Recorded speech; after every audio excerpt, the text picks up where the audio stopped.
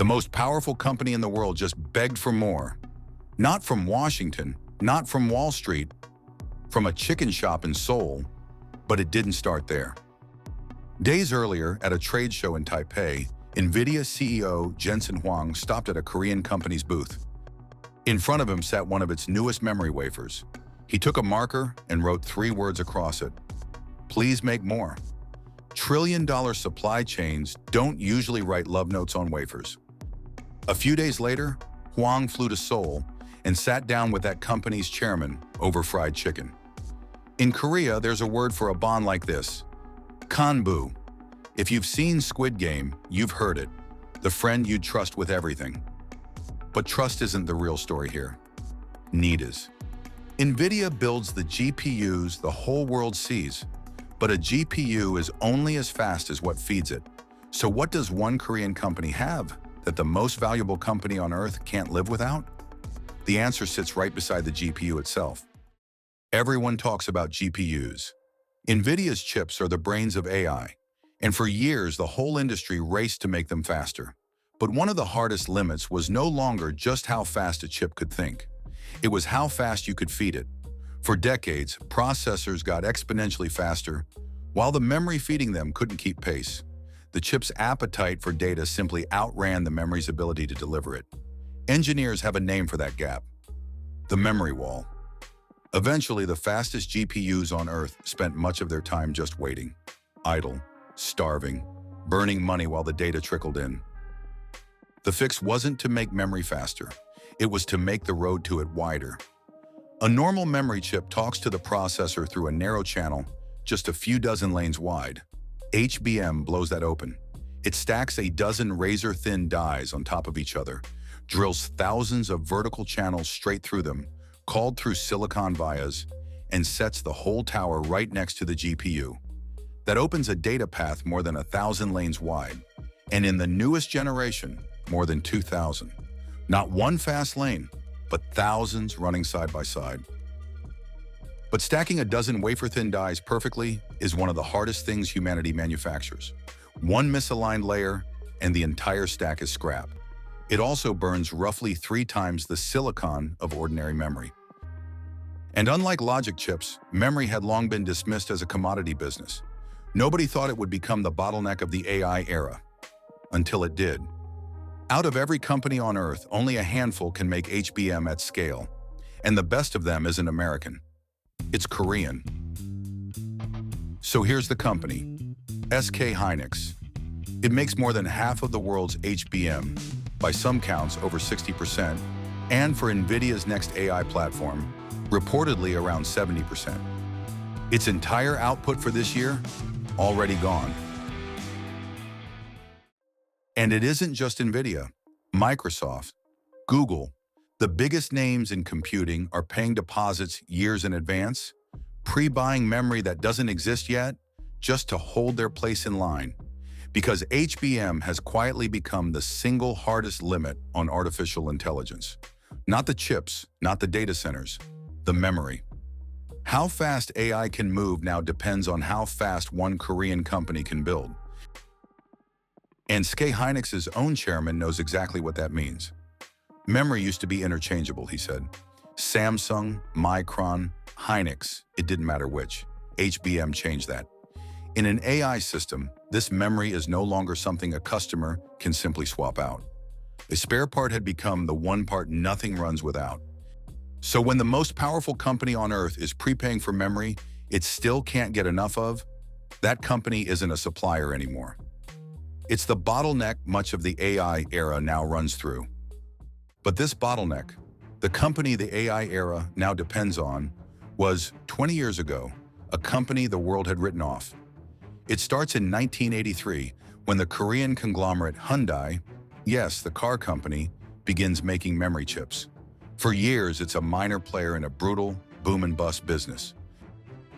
Then in 1997, financial crisis sweeps across Asia, and Korea is hit so hard it needs an international bailout. To clean up the wreckage, the government forces its conglomerates to merge. In 1999, Hyundai's chip arm is made to swallow its rival, LG's, a deal that doubles its size and its debt. And it nearly kills them. In 2001, memory prices collapse. The company loses around 5 trillion won in a single year. Renamed Hynix, it's drowning in debt. America's Micron offers to buy the memory business, the assets, but not the debt. And Hynix's board, management, and union reject the deal. Its stock falls to 135 Korean won. Dongjun-ju, Koreans called it, a penny stock. Some retail investors went further. Jab-ju, junk stock. A company the market had given up on. For nearly a decade, it survives on life support, controlled by its creditors. And around it, the chicken game rages, the price wars memory makers use to bleed each other out of existence. Germany's Qimonda goes bankrupt in 2009. Japan's LPDA, once the world's third largest, collapses in 2012. When the dust settles, only 3 global giants are left standing, and one of them is this nearly dead company. Then in 2012, it's finally rescued. SK Group's chairman, Chae Tae-won, buys it over his own executives' objections, in what was, at the time, the largest corporate acquisition in Korean history. And he makes a quiet bet almost no one understands, a strange new kind of stacked memory with barely any market for it. Even in the coldest years, he refuses to cut its budget. That memory was HBM. To understand what happened next, you have to understand what Samsung meant. For a generation, one name was the Korean stock market. Samsung, the country's biggest company, its proudest export, the default answer to a simple question. What does Korea make? For 25 years, no listed company in Korea was worth more. And through all of it, SK Hynix was the other one, the smaller chip maker, the one that had almost died. Then on June 22nd, 2026, for the first time, that default answer changed. The penny stock, the one the market gave up on, the one that almost died, briefly overtook Samsung. On a common shares basis, it became Korea's most valuable listed company. Its stock had risen more than 300% this year alone. The world saw K-pop. Few noticed the company quietly building the bottleneck of the AI era. But if you've followed memory long enough, you know better than to call anyone the permanent king. Because memory has always been brutal. In the 1990s, around 20 companies made DRAM. Intel dominated it in the 1970s, then walked away. Texas Instruments left. IBM left. Others simply disappeared. Today, 3 companies make more than 90% of the world's DRAM. And survival here has always meant climbing over the wreckage of whoever came before. And SK Hynix's lead is already under attack. Samsung, the company it just passed, has fought its way back into HBM and reportedly cleared Nvidia's tests. Micron is pushing from America. The same 2 rivals that survived the last war are coming for the lead again. The old rivals are fighting for the same throne. China is building a different one. In ordinary memory, the chips in laptops and phones, China's CXMT is already a real, fast-growing force, expanding behind a wall of state support. In HBM, the memory the AI era actually runs on, it's still 3 to 4 years behind, held back by US export controls on the machines it needs to catch up. A storm on the horizon, not yet at the gate. And beneath all of it sits the oldest law of this business.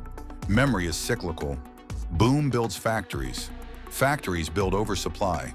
Oversupply breaks the price. Analysts already warn that when the new HBM capacity comes online, prices could turn. Even at the summit, the warning was there. The same week SK Hynix took the crown, one Korean analyst noted something almost eerie, that the very moment a company overtakes Samsung might be the moment optimism peaks. None of this means the story's over. It means the story's exactly what it has always been. A company that clawed to the top of the most unforgiving business in technology, now defending a summit no one in memory has ever held forever. For decades, SK Hynix fought just to survive. Now, for the first time, survival isn't the challenge. Staying on top is, because history shows that memory leaders don't stay leaders forever. Japan once dominated memory. Then it lost the lead. Samsung spent decades on top. Now it is fighting to catch up, and history suggests that one day, SK Hynix may face the very same challenge. But for now, the AI revolution runs through a tower of Korean memory. And that's something most people never knew. You know Nvidia, now you know the company behind it. Welcome to K-Stock.